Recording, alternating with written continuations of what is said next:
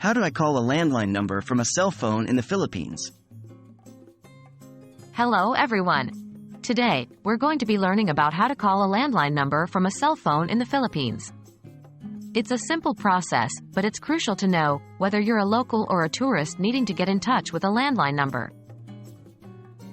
What is the format for calling a landline in the Philippines? The format for calling a landline in the Philippines is 0 plus area code plus landline number.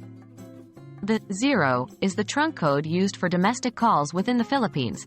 The area code depends on the city or region you're trying to call. For example, the area code for Metro Manila is 2, while for Cebu, it's 32. The landline number is usually 7 digits long.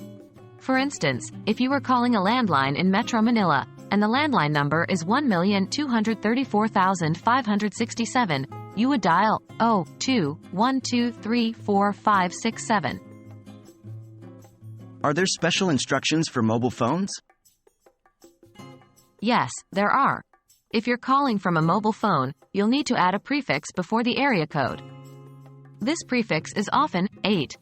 So, the format for calling from a mobile phone to a landline would be 0 to 8 area code landline number.